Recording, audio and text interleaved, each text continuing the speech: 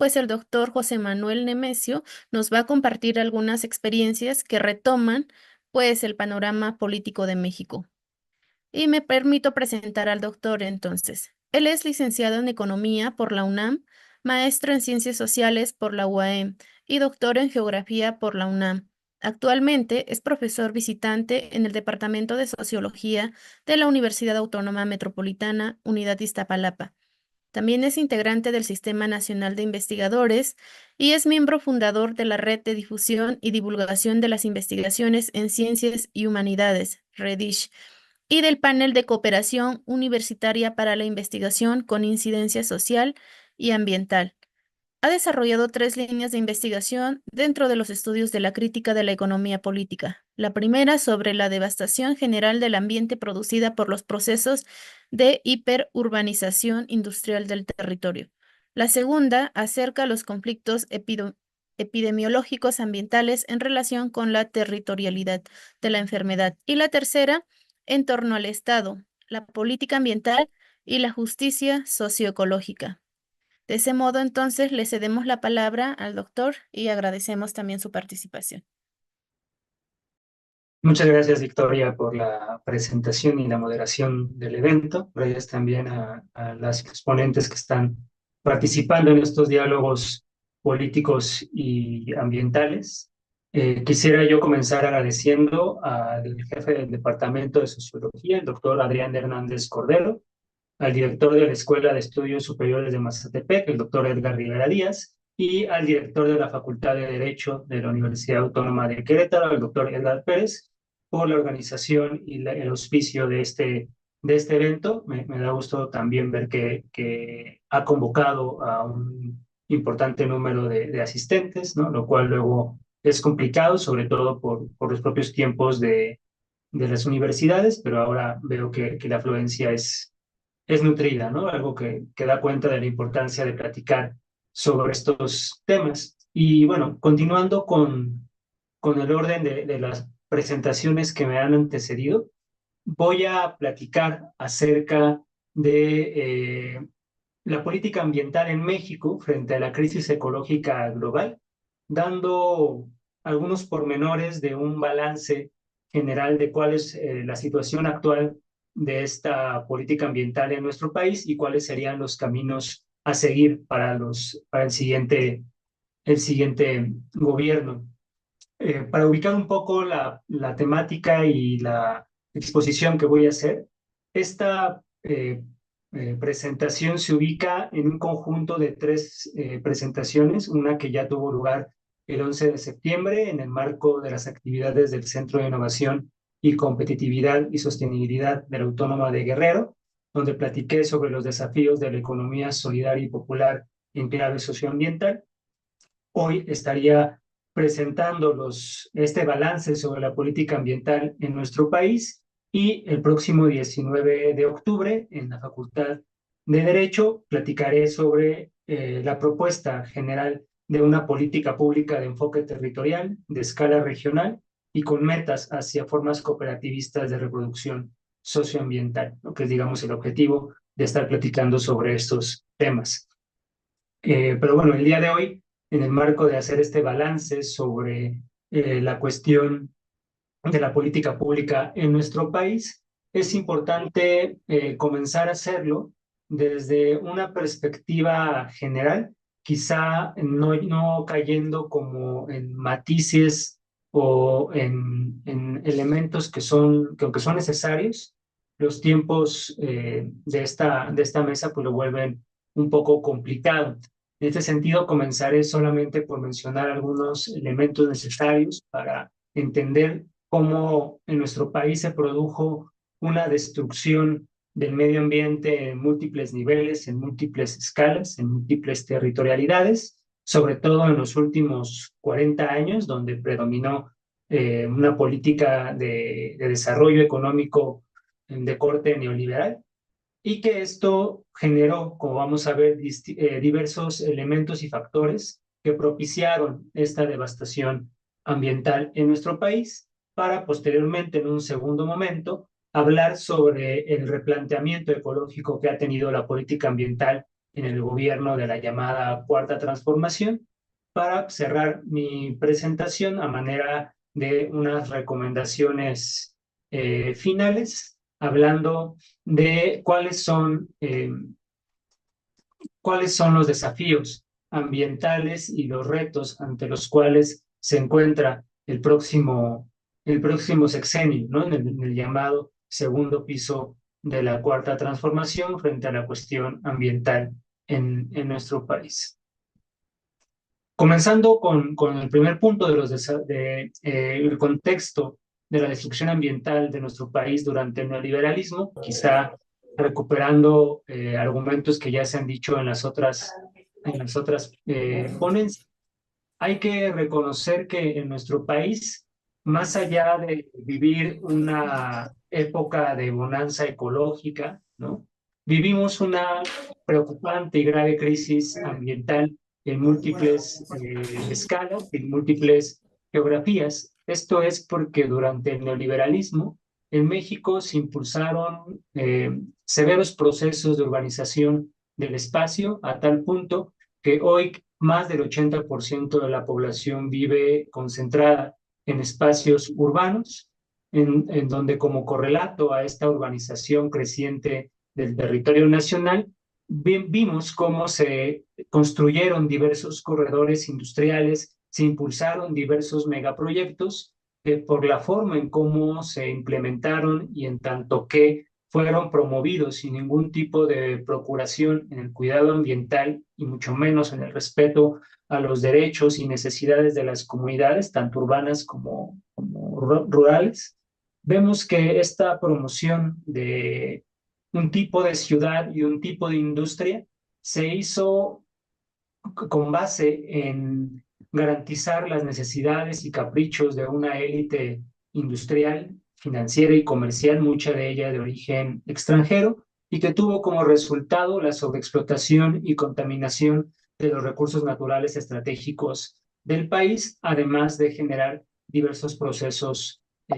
contaminantes, donde, digamos, se promueve o se produce la destrucción de la totalidad del sistema de los diversos sistemas ambientales de nuestro país. Tan es así que el Consejo Nacional de Humanidades, Ciencia y Tecnología, mediante el Programa Nacional Estratégico de Agentes Tóxicos y Procesos Contaminantes, pudo identificar que en el país, si bien existen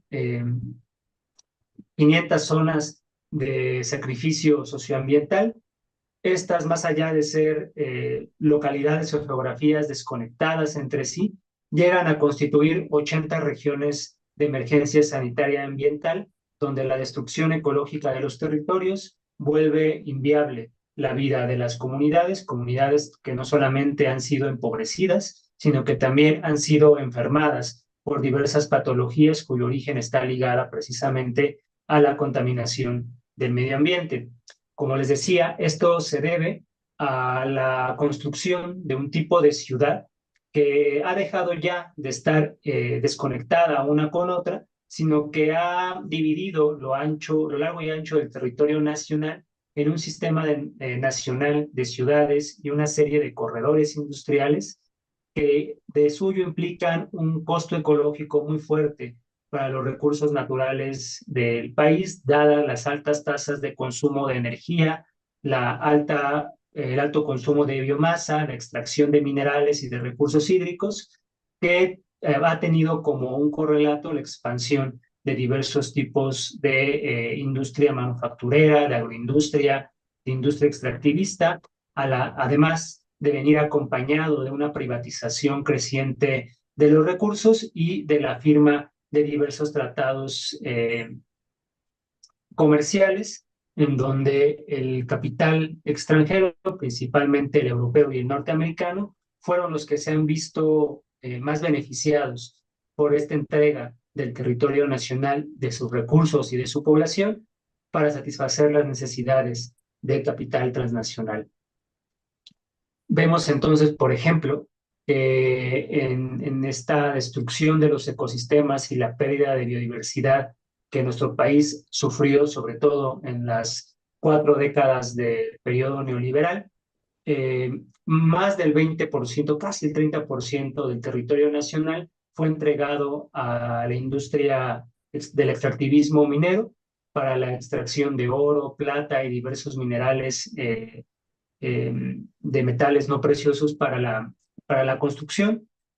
sobre todo en los sexenios de Felipe Calderón y de Vicente Fox, fueron los periodos donde más concesiones mineras se dieron a la industria norteamericana y canadiense, aunque también la participación de grupos mineros de corte asiático es de distinguirse en este mismo periodo. Eh, Vemos otros escenarios donde la deforestación acelerada que se produjo durante el neoliberalismo en nuestro país trajo consigo, por ejemplo, que entre 1990 y 2015 México perdiera poco más de 7.5 millones de hectáreas de bosques y de selva, afectando a la biodiversidad a tal punto que para 2018 el 30% de especies emblemáticas como el jaguar, el águila real y diversas especies de anfibios en nuestro país se vieron lastimados en términos de su existencia, ¿no? De sus condiciones de reproducción, teniendo como una de las consecuencias que México dejó de estar entre los primeros 5 lugares a nivel global con mayor número de biodiversidad, y para 2018 México alcanzaba el lugar número 15 precisamente por los avances de estos procesos de devastación ambiental, de la pérdida de ecosistemas en diversos espacios de la República Mexicana. Por ejemplo, en los ecosistemas costeros, entre el 2000 y el 2015, se perdieron manglares y humedales en un 15% debido al desarrollo inmobiliario, al desarrollo turístico, al desarrollo de la agroindustria, ¿no? Es decir, que en nuestro país se llevaron a cabo diversos procesos de devastación ambiental, de destrucción ecológica a nivel de la deforestación, de la pérdida de biodiversidad, de actividades extractivistas que destruían los territorios, pero que paradójicamente todos estos procesos de devastación ambientales o de explotación de recursos naturales, de privatización del ambiente y de contaminación del aire, del suelo y del agua, pues no fueron tomadas como las principales problemáticas, en tanto que como correlato de esta destrucción de los sistemas naturales en nuestro país, vimos cómo México se fue plegando a la narrativa oficial del cambio climático que propone que la crisis climática o que el cambio climático es el único problema a tratar por la política pública, al mismo tiempo que la política pública dejó de un lado la regulación de la emisión y transferencia de sustancias contaminantes para subordinarse a una agenda de tipo verde, donde los imaginarios hegemónicos de la sustentabilidad que promueve la ONU, pues, y todos los empresarios que están detrás de esta perspectiva, pues llevan a cabo un nuevo tipo de imperialismo ecológico, no solamente para garantizar que existan las condiciones en nuestro país para destruir la naturaleza, sino que también no se regulen ningún tipo de política pública para proteger el ambiente.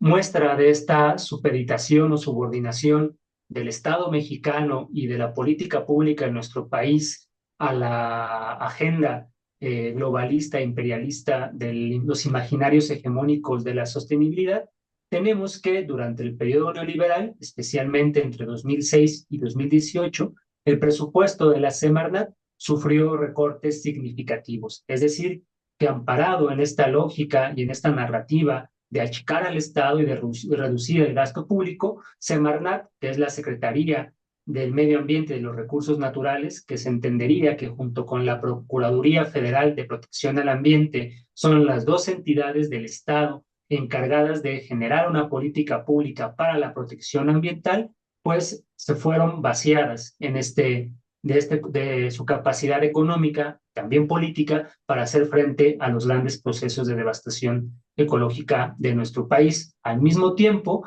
que la propia estructura organizativa de estas secretarías y que las propias leyes de funcionamiento, el marco organizativo de estas dependencias del Estado fueron refuncionalizadas en su lógica y contenido, de tal manera que salvaguardaran los intereses de diversas empresas que destruyeran al medio ambiente, ¿no? Caso también el de Conagua y de toda la política hídrica que se llevó en nuestro país a favor de procesos de privatización directa o indirecta de los recursos hídricos. Si a esto le sumamos la corrupción que privó en el gobierno, en los gobiernos neoliberales para llevar a cabo diversos tipos de concesiones mineras, donde, por ejemplo, entre la década de los 90 y 2018 se otorgaron más de 40,000 concesiones mineras a mineras canadienses y norteamericanas, muchas de ellas otorgadas en áreas naturales protegidas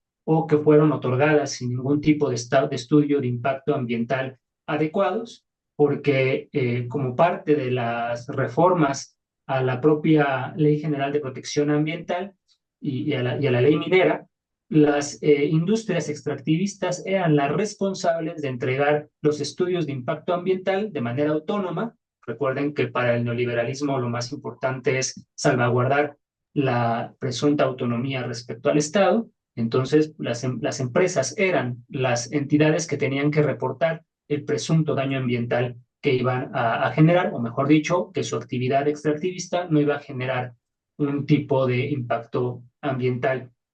Esto pues produjo una falta de supervisión y diversos escenarios de corrupción en la asignación de permisos, ¿no? Lo cual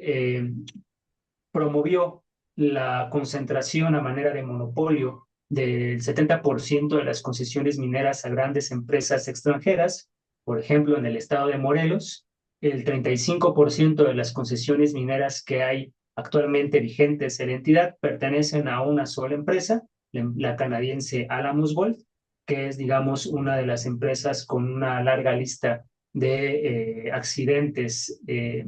tóxicos en nuestro país y en América Latina, además de la generación de diversos permisos irregulares para la construcción de diversos megaproyectos en áreas naturales protegidas, sin ningún tipo de autorización legal de proyectos turísticos, de construcción de infraestructura, donde, bueno, los ejemplos en la historia reciente de nuestro país, pues son diversos. Vemos cómo entonces al llegar 2018 y este cambio de gobierno hacia lo que se denominó como la Cuarta Transformación, hoy también llamado humanismo mexicano, que en realidad es el intento del capitalismo mexicano por transitar hacia otra política de acumulación de capital distinta a la neoliberal, quizá acercándose más a lo que sería una política neokeynesiana donde el Estado se vuelve a poner al centro del desarrollo económico del país, garantizando la constitución del mercado interno y, por lo tanto, rearticulando los diversos procesos económicos y políticos para garantizar el desarrollo del capitalismo mexicano. Vemos que una de las directrices que se impulsó en nuestro gobierno, si bien no fue de las prioridades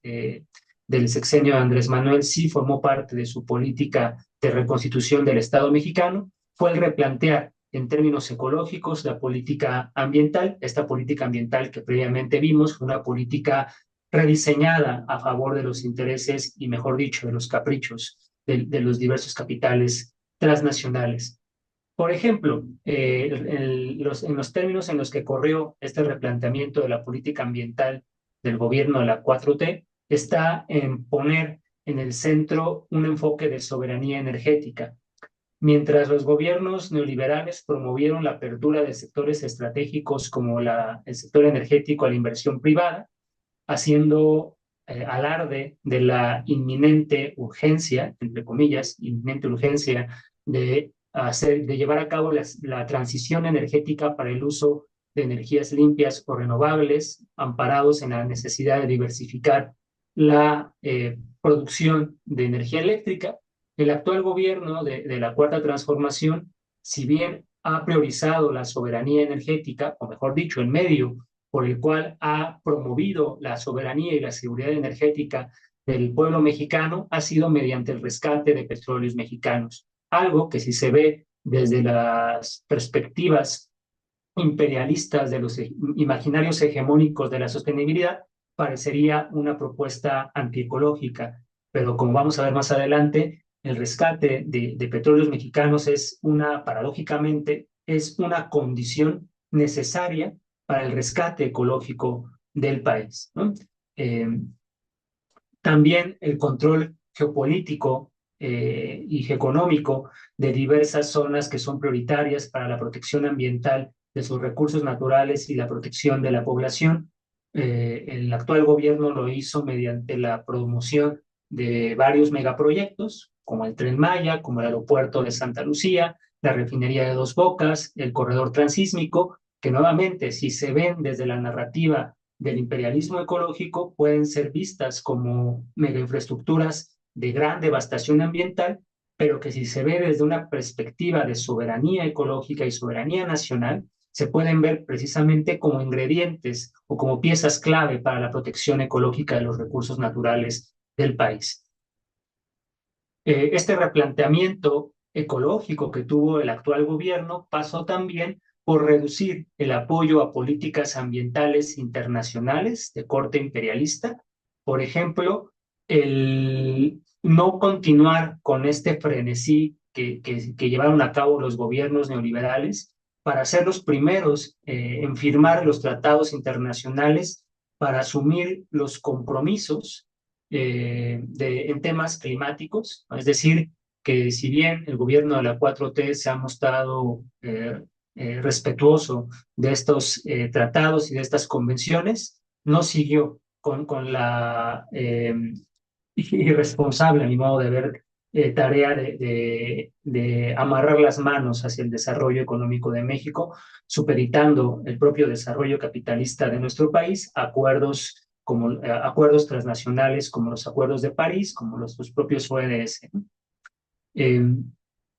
Como ya dijo la maestra Flor en su presentación, otros intentos de recuperar la perspectiva ecológica de la política pública en nuestro país está mediante la regulación del glifosato y la importación de maíz transgénicos. Y bueno, más allá de lo controvertible que puedan ser estas medidas según la perspectiva desde la cual se vea, ¿no? Una de las medidas que sin lugar a dudas vuelven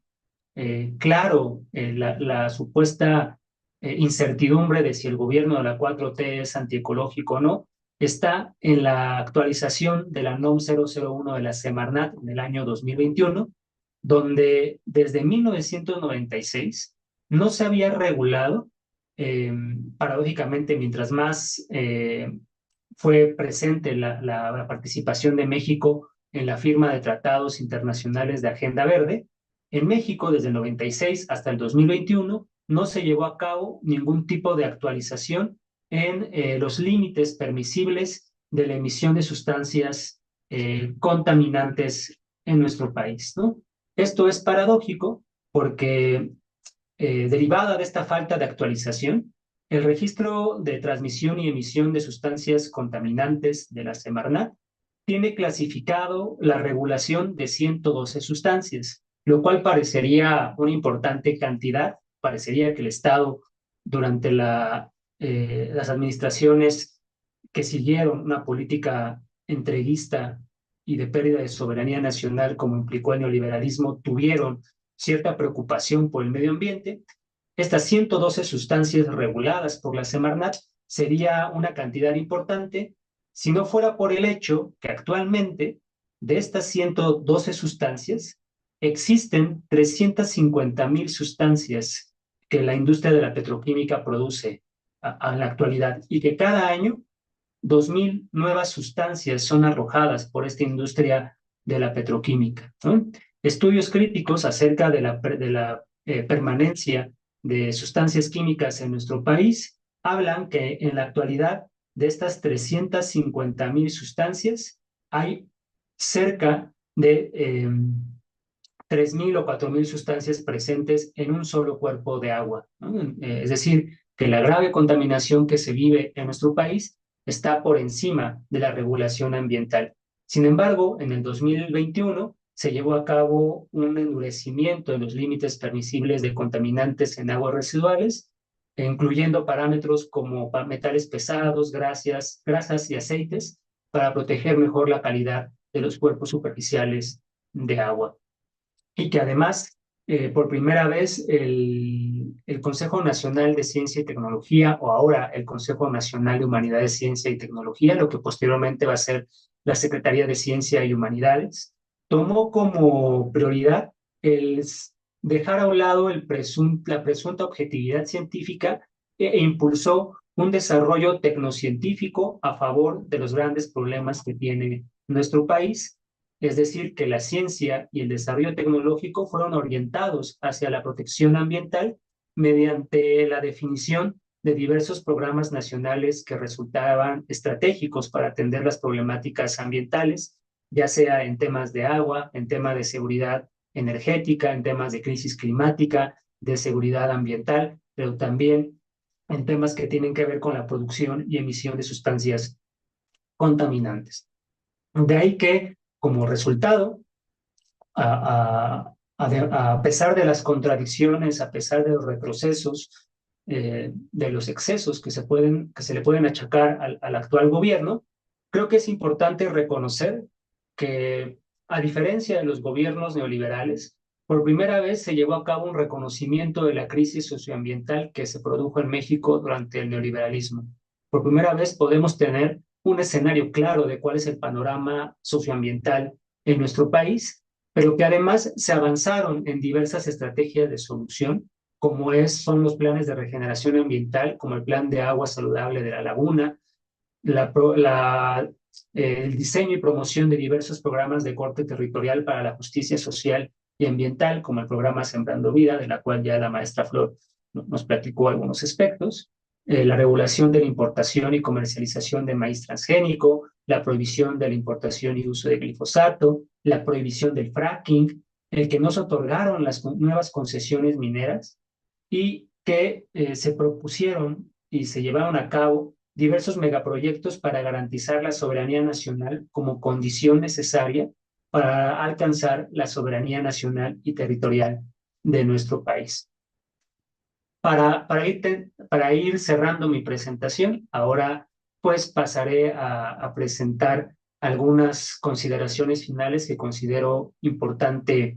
retomar como puntos o tareas que la próxima administración deben llevarse a cabo si es que se quiere precisamente continuar hacia esta reconfiguración ecológica de la política ambiental en nuestro país. Primero, en temas hídricos, es importante que se revisen las concesiones de aguas nacionales. No basta con mayores inversiones en términos de infraestructura hídrica, lo cual, si bien es importante, no es el punto de partida. Si bien se busca rescatar los ríos contaminados, hacer nuevos sistemas de riego, de captación de agua de lluvia, la prioridad para el próximo gobierno tiene que ser el llevar a cabo una auditoría en las concesiones de las aguas nacionales para garantizar que los derechos de agua sean respetados y que los usos que marcan las actuales concesiones hídricas en nuestro país también sean respetados. Si bien se quiere avanzar en una economía verde, esta tiene que dejar a un lado la narrativa de los imaginarios hegemónicos de la sostenibilidad y mejor avanzar hacia una fiscalización de los daños ambientales para que quien contamine sea la persona o la entidad que pague precisamente por estos daños ambientales, lo cual pasa por crear una serie de obligaciones y políticas ambientales para las industrias, para que sean estas industrias, si es que son los actores que están contribuyendo a la destrucción ecológica del país, que sean estos actores los que paguen por los daños ambientales ecológicos en nuestro país. Pero sobre todo, es necesario y urgente que la nueva política pública que se haga en términos ambientales deje fuera las narrativas de la sustentabilidad hegemónica, es decir, que deje a un lado los ODS y que empiece a construir una agenda de soberanía ecológica, una agenda nacional soberana, que sea el Estado mexicano recuperando los saberes y los conocimientos de las comunidades tanto urbanas y rurales, los que avancen hacia esta reconstrucción de la soberanía nacional, por lo que se vuelve necesario la reconstrucción de la soberanía territorial del país, lo cual pasa por reconstruir la soberanía nacional, la soberanía económica, la soberanía tecnológica porque son mediante estos elementos que se puede llevar a cabo la reconstrucción de la soberanía ambiental mediante la generación de una agenda nacional para limitar las tasas de explotación y contaminación de la naturaleza. En términos concretos, se tiene que avanzar hacia reverdecer las ciudades, no se tiene que abandonar el proyecto civilizatorio de ciudad, al contrario, tienen que fomentarse nuevos espacios y procesos de urbanización, pero cuya lógica y contenido sea diametralmente opuesto a los actuales procesos de construcción del espacio urbano eh, que vivimos en la actualidad, ¿no? Y que a la par de este reverdecimiento de las ciudades, como ya se decía también anteriormente, se tiene que modernizar las actividades agrícolas. Es una dialéctica entre lo urbano y lo rural, en lo cual vale la pena dialogar, vale la pena profundizar para saber las estrategias y los modos mediante los cuales se tiene que hacer. La estrategia que desde la UAM Iztapalapa estamos promoviendo es generar una nueva generación de políticas públicas, unas políticas públicas que sean de enfoque territorial, cuya escala no sea estrictamente nacional ni local, sino que logre tener una escala regional que tenga como finalidad construir o empoderar formas cooperativistas de reproducción económica, de economía solidaria, con economía social y ambiental, y que se impulse tanto en el campo como en la ciudad, no como espacios separados, sino como espacios articulados. Y bueno, para profundizar sobre ese punto tema, ese último tema, reitero la invitación a que puedan seguir la conferencia del 19 de octubre, que estará en el marco de las actividades de la Facultad de Derecho de la Autónoma de Querétaro, donde platicaré sobre las políticas públicas con este enfoque territorial y escala regional para lograr el empoderamiento de la sociedad y con ello, poniendo en el centro la reproducción de la sociedad, poder garantizar la reproducción de la propia naturaleza, ¿no? Pues bueno, eso sería todo lo que yo tengo por compartirles, agradeciéndoles su tiempo y estos minutos que me dieron para dialogar. Muchas gracias, doctor. Muy interesante su ponencia. Y bueno, para ir cerrando con este evento, pues quisiera retomar algunos puntos aquí centrales que menciona en esta última presentación. Y justamente pues como va de la mano, ¿no? Con el lema que maneja pues esta administración de la 4T, ¿no? Aquello que se centra, digamos, en las comunidades, en las zonas marginadas. Entonces, un punto clave dentro de esta ponencia, menciona el doctor Nemesio, justamente es el saber hacer. El saber hacer visto desde el enfoque de las políticas, pero estas políticas focalizadas y que se basan precisamente en situaciones de contexto. Es decir, o sea, políticas diferenciadas con un enfoque territorial, justamente como lo menciona el doctor, para que con esta situación pues se dé o se cumpla la premisa del empoderamiento de la sociedad. Es un asunto muy interesante, sin embargo, como decíamos, ¿no? O sea, el verdadero reto, el desafío, pues está en ahora poner en práctica todos aquellos,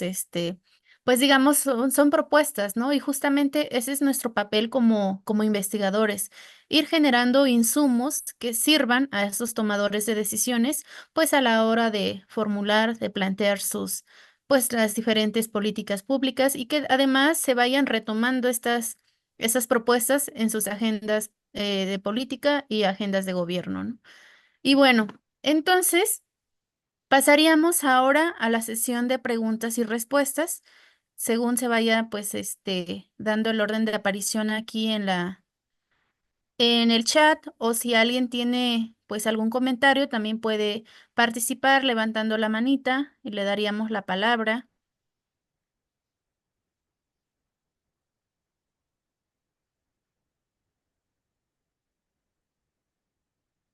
También es el momento, en caso de que alguno de los ponentes quisiera, pues,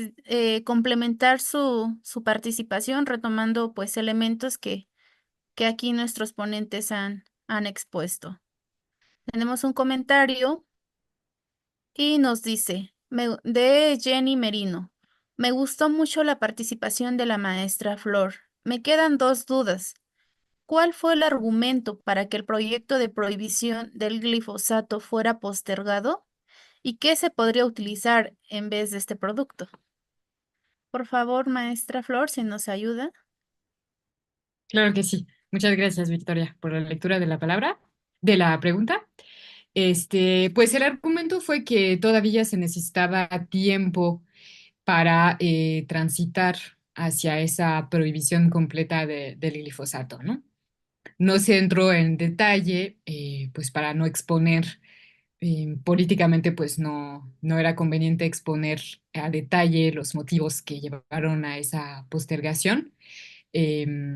Pero yo pienso que los motivos no declarados fueron claramente pues las presiones, ¿no? Que ejercieron distintas empresas que venden ese tipo de insumos, ¿no?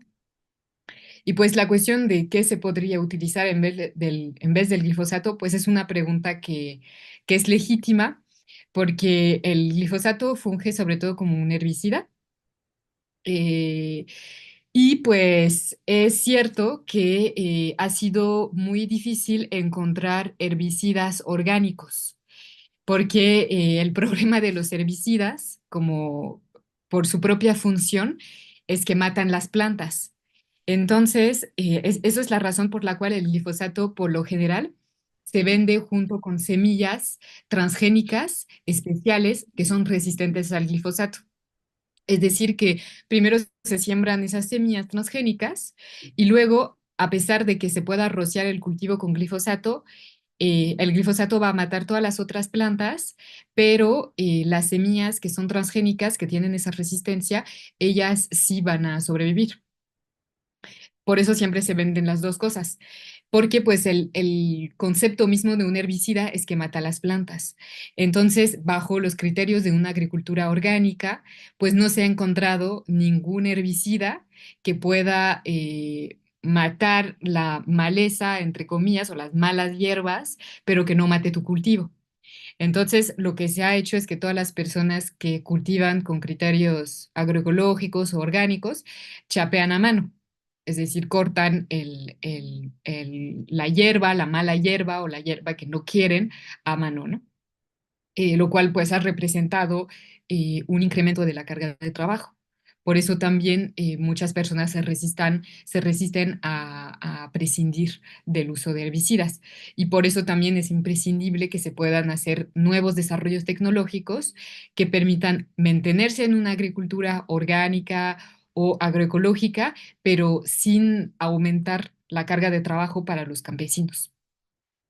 Eso te contestaría. Espero haber contestado tus dudas.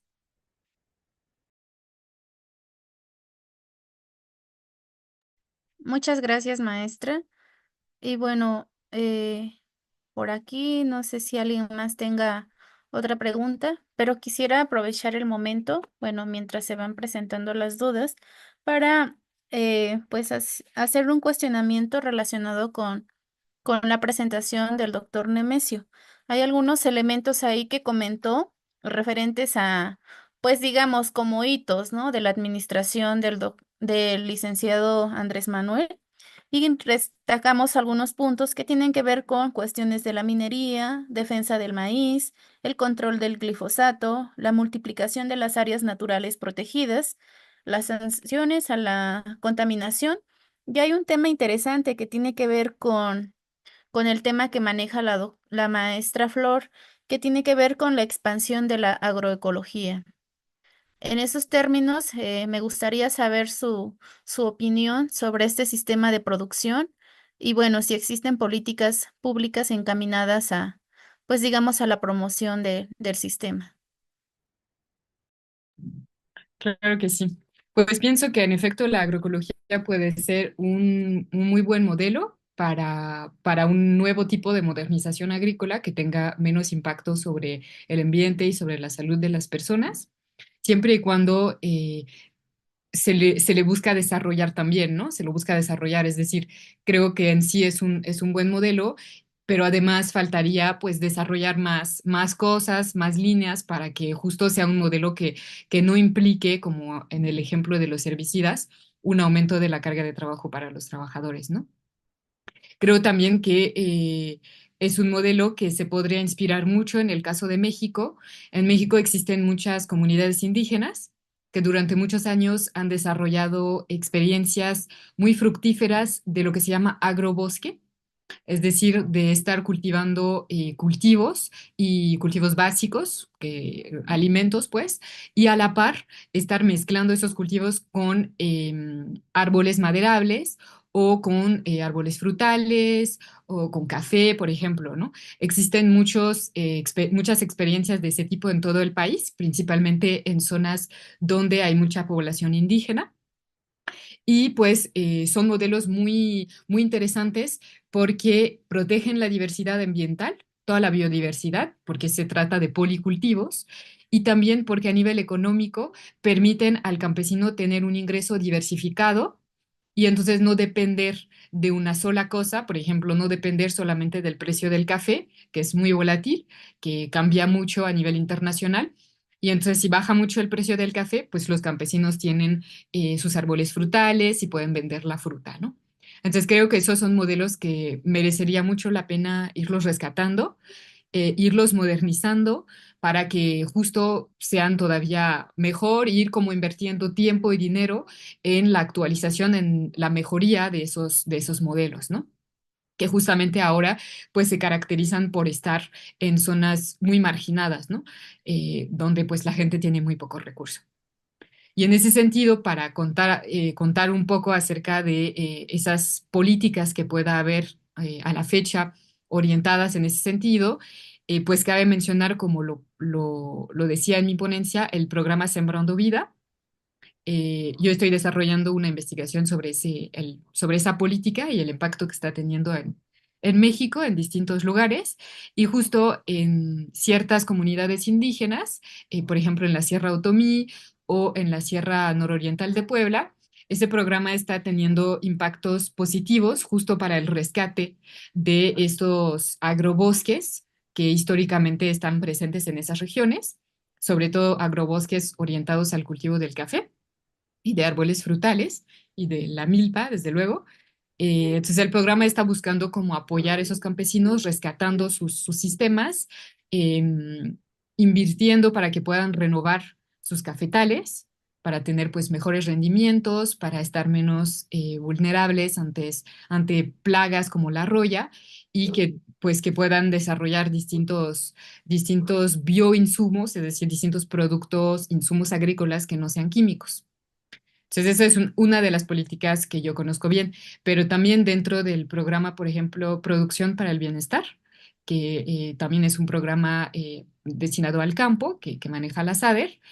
Ahí hay también una componente de agroecología. Existen las llamadas escuelas campesinas, que justo juntan distintos campesinos para que vayan compartiendo experiencias en términos de agroecología. Entonces, también eso es algo pues importante que se ha hecho.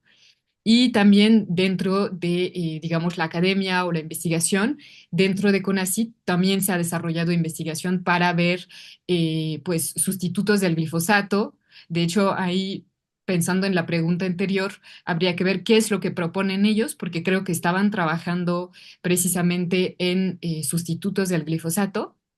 Entonces habría que ver qué fue lo que se encontraron y creo que sí tuvieron resultados, pero no le estuve buscando. Y pues han hecho distintas investigaciones sobre eso, sobre la toxicología de los distintos insumos agrícolas que se están empleando. Está el proyecto de reforma de la ley de salud para la prohibición de los plaguicidas. Como que se están haciendo distintas cosas, ¿no? Pero el camino por remontar, digamos, es bastante largo. Eso te contestaría, Victoria. No sé si tengas más dudas. Muchas gracias. Muchas gracias y bueno, tomo nota del asunto relacionado con los sistemas agroforestales, ¿no? Y las tres políticas que mencionó. Le agradezco entonces. Y justamente como comentó, retomó el tema de las comunidades, pues, indígenas. Por aquí en el chat hay un comentario que quisiera leer para posteriormente darle la palabra a Leonardo de la UAM. Entonces, aquí en el chat nos dicen que el comentario o la pregunta es para el doctor José Manuel Luna. Y nos dice, ¿Cómo afectó el modelo extractivista promovido durante el neoliberalismo a las comunidades indígenas rurales? Esto enfocado a actividades como la minería, deforestación y explotación de acuíferos. Y la otra pregunta sería, ¿cuáles son los principales retos que enfrenta la política ambiental actual para revertir el daño causado durante el periodo neoliberal? Adelante, doctor Nemesio. Gracias, Victoria.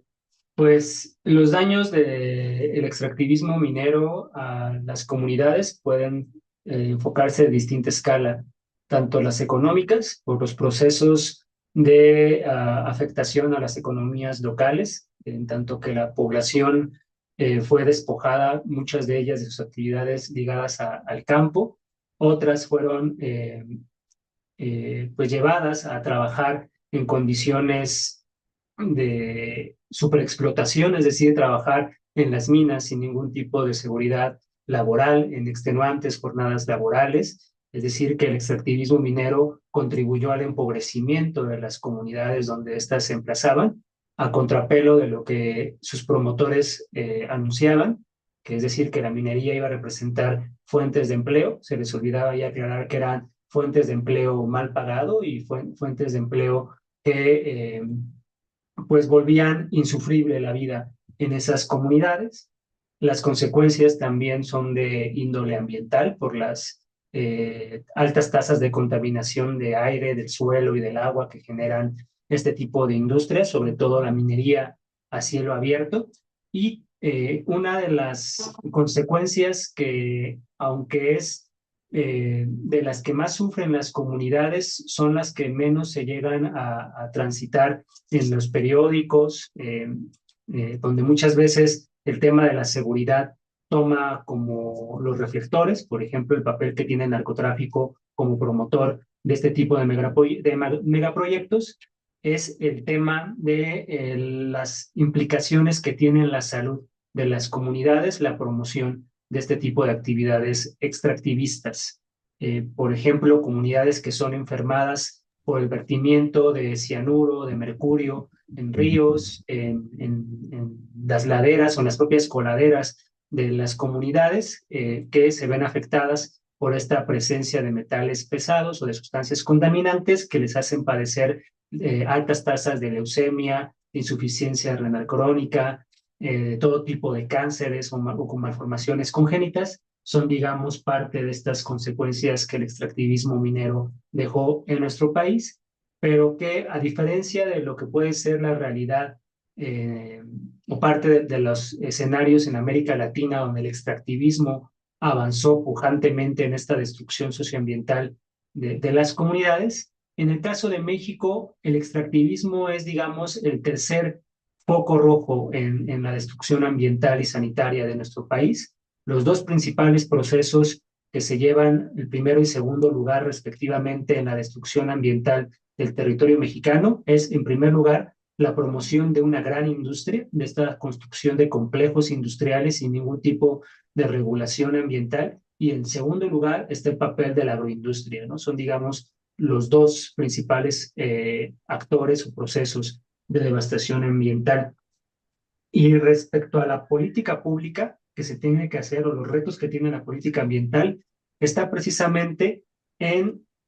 encontrar una forma para reconstituir la soberanía económica del país en términos industriales, en tanto que la totalidad de la industria que actualmente está presente en nuestro país es de origen transnacional, principalmente norteamericano.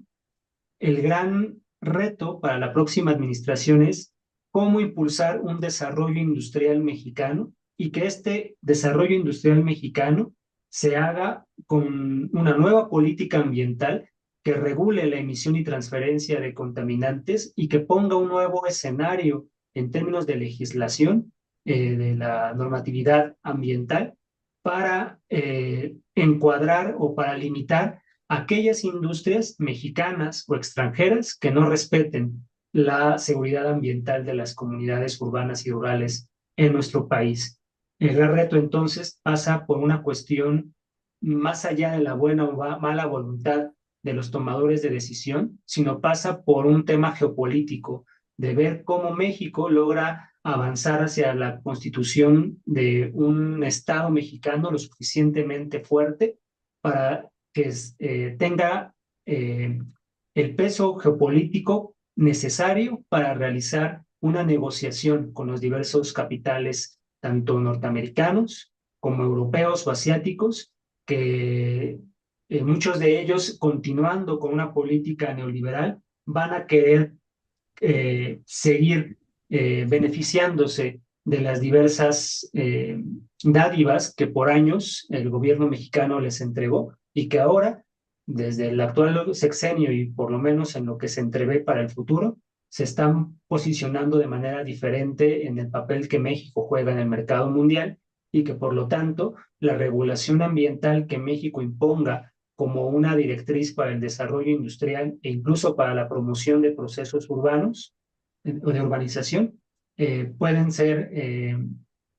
el primer escalón para la reconfiguración ambiental y ecológica del país, ¿no? Lo cual no es tarea sencilla y que, bueno, no basta que el Estado lo lleve a cabo, sino a la par, la propia sociedad civil tiene que organizarse para avanzar hacia ese nuevo horizonte de política pública y de nuevo horizonte de reconfiguración económica del país.